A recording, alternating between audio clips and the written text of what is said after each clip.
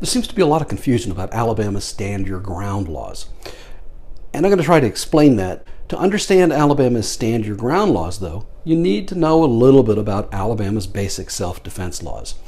And in a nutshell, a person who is met with unlawful physical force against them is allowed to respond to that degree that is reasonably necessary to protect themselves or a third person from the unlawful use of physical force against them. Now, when we're talking about deadly force, it is very similar. You can respond to the unlawful use of deadly physical force against you or a third person with that same degree that is necessary.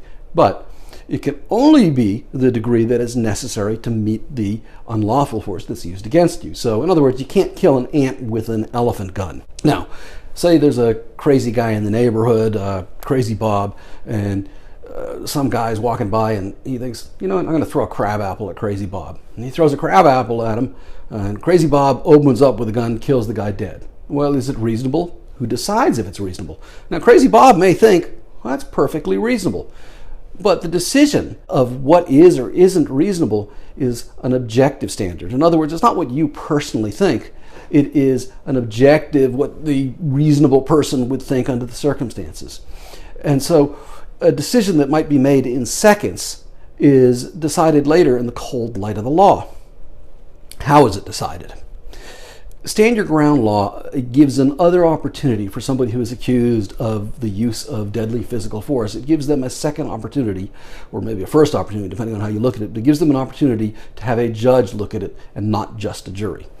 And so what would happen is, under the stand your ground law, the lawyer, if he thought it was appropriate, would file a request with the judge to review it. If the judge thought, as a matter of law, that the person was justified in using deadly physical force, the judge could rule that that person is immune from being prosecuted and dismiss the case. It's over, dead, done. Now, if the judge rules against the person, that doesn't mean that the case is over. The person can still raise the issue of defense at a trial. And if a jury thought, hey, this fellow was reasonable in his actions, he could still be acquitted. But if he's successful with the judge, then the case is dismissed and the person is immune from further prosecution. So that's the difference. Some lawyers, depending on the facts of their case, may choose not to raise a pretrial stand your ground motion in front of a judge as a matter of strategy, because in those cases, frequently the person who's accused, they might have to testify. And a lawyer may decide, well, gee, I don't want him to testify at this hearing because he could be cross-examined. The defense may not want to reveal certain aspects to the prosecution at that early stage, and that's a decision that the lawyer would make on a case-by-case basis.